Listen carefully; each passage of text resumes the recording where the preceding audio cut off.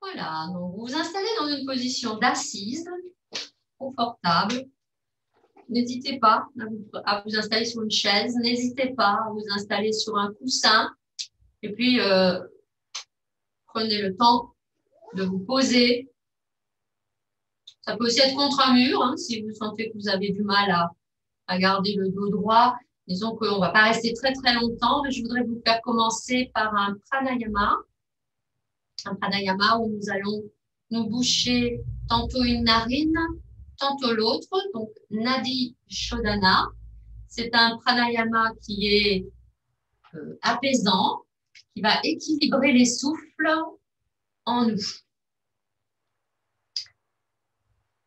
Pour cela, je vous propose la version simplifiée des mudras des doigts. Parce qu'on va se boucher les narines, on va utiliser le pouce gauche pour boucher la narine gauche et le pouce droit pour boucher la narine droite. Donc, vous repliez tous les doigts sauf les 2 pouces. Et puis, vous prenez pour commencer une belle inspiration avec les 2 narines. Quand vous êtes poumon plein, vous bouchez votre narine droite avec le pouce droit. Du coup, vous allez expirer par la narine gauche. Vous réinspirerez par la narine gauche. Poumon plein, vous libérez la narine droite. Vous bouchez la narine gauche avec le pouce droit. Et vous venez expirer et inspirer par la narine droite. C'est au moment du poumon plein qu'à nouveau, vous libérez la narine gauche, que vous bouchez la narine droite. Et ainsi, vous transférez le souffle d'expire, d'inspire dans la narine gauche. Vous passez d'un côté à l'autre en essayant de ralentir le mouvement de votre respiration, d'aller à votre rythme. Pour l'instant, peut-être que si vous venez de l'extérieur, vous êtes peut-être un peu précipité pour arriver. Du coup, vous sentez que tous vos rythmes intérieurs, peut-être aussi le rythme cardiaque est rapide. Donc, laissez-vous le temps de sentir que quelque chose va s'apaiser, quelque chose va se poser.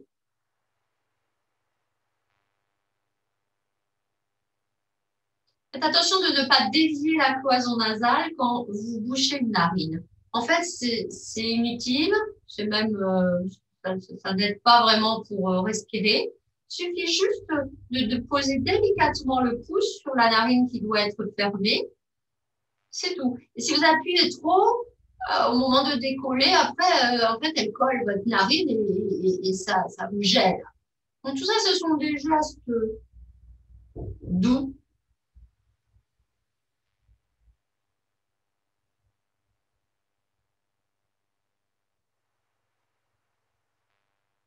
Le but étant justement de ralentir la respiration. Vous sentez sans doute que pour inspirer et expirer avec une seule narine, et pour remplir donc le volume de vos poumons ou le vider avec une seule narine, c'est déjà un moyen d'allonger le souffle. C'est déjà une manière de ralentir cette petite contrainte que nous nous imposons pour favoriser un allongement de la respiration que nous savons être un moyen pour calmer notre mental.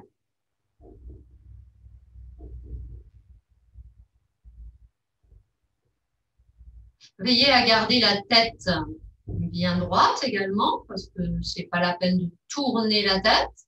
Nous agissons sur les canaux d'énergie qui se situent, alors ils partent et ils arrivent justement à chaque narine, ces canaux d'énergie. Mais ensuite, on ne les sent pas, mais ils se situent de part et d'autre de notre colonne vertébrale.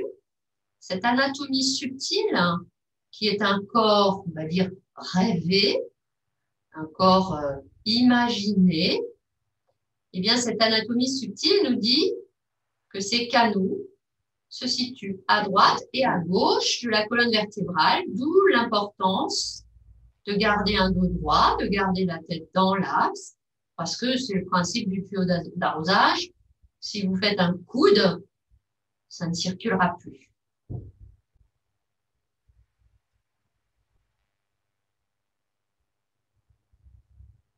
Ralentissez encore.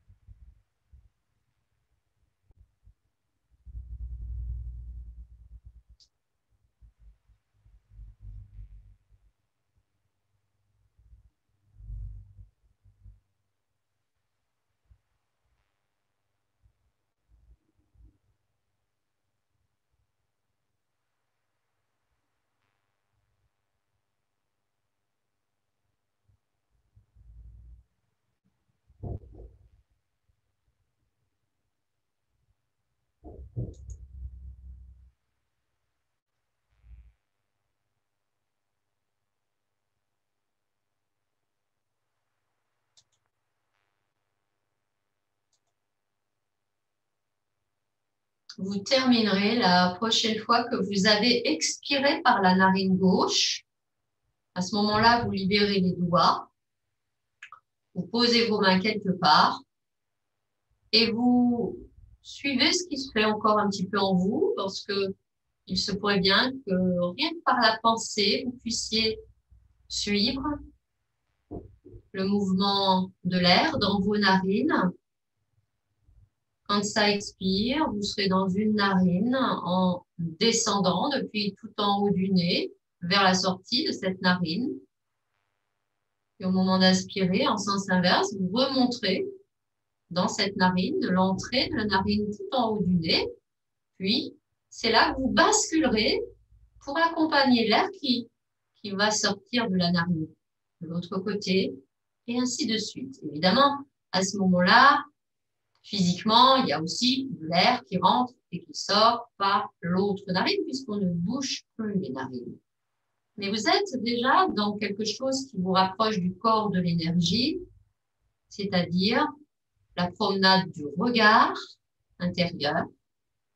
Ce regard intérieur qui est une conscience énergétique, puisque vous suivez par le biais du regard intérieur le mouvement dans les narines. Observez l'apaisement du mental que cela apporte. Ne vous crispez pas, bien sûr, sur l'exercice. Il n'y a rien à voir, il n'y a rien d'extraordinaire. Il n'y a plus qu'à ressentir.